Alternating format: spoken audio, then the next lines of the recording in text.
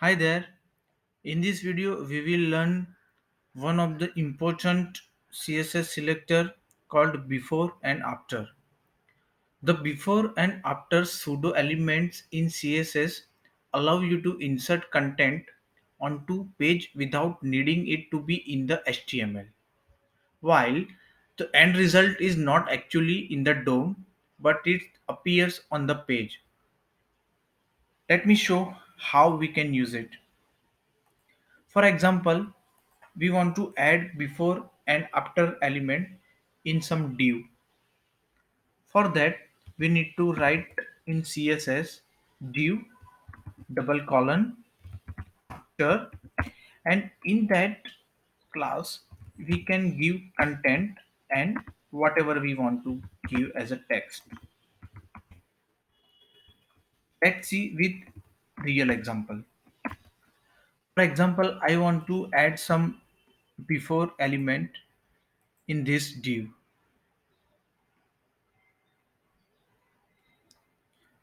First of all, we need to select that element, that's the h4 in content class. In content h4, we need to write h4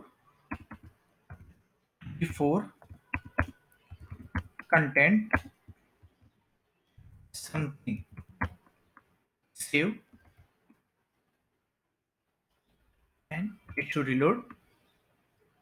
Yeah, as you can see, the text appears here before this div. Let's inspect that and see. In h4, you can see that before element, the pseudo element, and it is there. Content h4 before and content is equal to something. So in the same way, you can add after as well. After, and let's say end.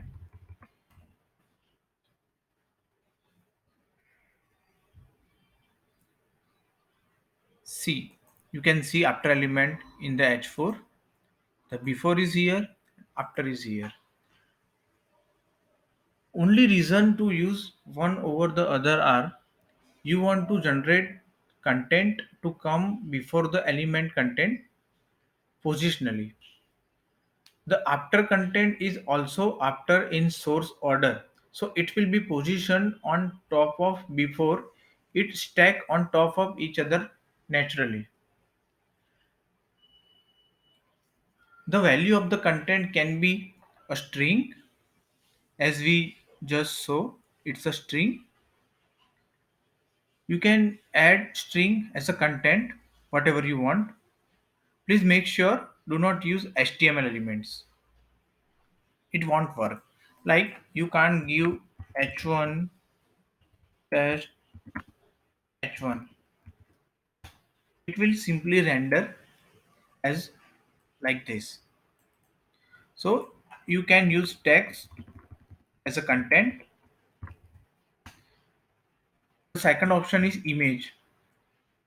You can give content and in value URL, and in URL you can give some image, the path of the image, and it should display image. But please note, you cannot change the dimension of the image. It will display the original image here. You cannot change the size of the image, not width nor height.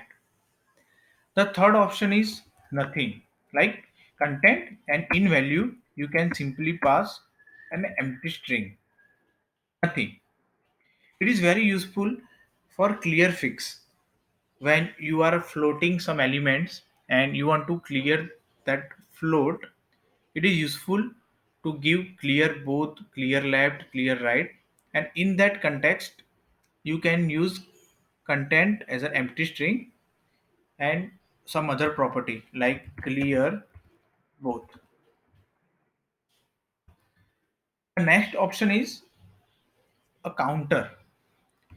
You can give a content, and in content you can give counter and li. So basically it will use to style the list, but it's not popular. The marker property is already there to achieve the same, but you can use it. Yeah, I forgot one thing. When you use nothing in content, you can use a background image as property, and in background image you can give image, and you can resize the image as well, giving position, width and height. So this was the use of before and after pseudo elements, and it is one of the important css feature, css property, css selector you use in daily. I hope you learned something today, and see you. Thanks for your time. See you next time. Bye.